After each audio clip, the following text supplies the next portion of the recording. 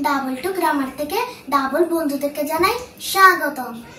বন্ধুরা, আপনারা সবাই কেমন আছেন? আশা করি ভালোই আছেন। আজকে আমি আপনাদের সামনে হাজির হয়েছি রিফ্লেক্সিভ প্রনাউন নিয়ে। তো আসুন ক্লাসটা শুরু করি। প্রথমে আমরা জানবো রিফ্লেক্সিভ প্রনাউন কাকে বলে। রিফ্লেক্সিভ প্রনাউন কাকে বলে? যে প্রনাউন দ্বারা সাবজেক্ট এবং অবজেক্ট একই ব্যক্তি বা বস্তুকে নির্দেশ করে তাকে রিফ্লেক্সিভ প্রনাউন বলে। অর্থাৎ কোন ভার্বের সাবজেক্ট এবং অবজেক্ট একই ব্যক্তি হয়, অবজেক্ট হিসেবে যে প্রনাউন বসে তাকে রিফ্লেক্সিভ প্রনাউন বলে। For example, myself, yourself, himself, herself, itself, themselves, ourselves, yourselves, etc. Self singular, selves plural.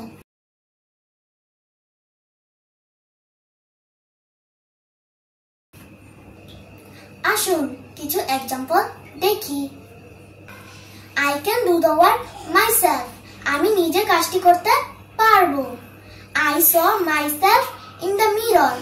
আমি নিজেকে আয়নাতে দেখলাম। You should believe in yourself. তোমার বিশ্বাস করা উচিত নিজেকে। You have to know yourself. তোমার নিজেকে জানতে হবে। He killed himself. সে নিজেকে হত্যা করলো। He can cook well himself. সে নিজে ভালো রান্না করতে পারে। She blamed herself. সে নিজেকে দোষারোপ করলো। She hurt herself. সে নিজেকে আঘাত করলো। The dog bit itself. কুকুরটা নিজেকে কামড় দিল। The tiger injured itself. বাঘটা নিজেকে আহত করলো। They have enjoyed themselves. তারা নিজেরাই উপভোগ করলো। They will do everything themselves. তারা নিজেরাই সবকিছু করতে পারবে। We have failed ourselves. আমরা নিজেরাই ব্যর্থ হয়েছি। We can clean the room ourselves. আমরা নিজেরাই রুমটি পরিষ্কার করতে পারবো।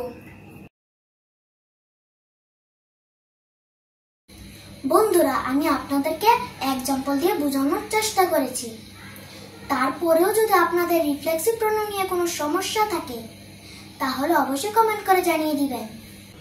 আর আপনারা যারা এখনো আমাদের চ্যানেলটিকে সাবস্ক্রাইব করেননি, নতুন নতুন ভিডিও পাওয়ার জন্য এক্ষুনি চ্যানেলটিকে সাবস্ক্রাইব করে ফেলুন। দেখা হবে নেক্সট ভিডিওতে।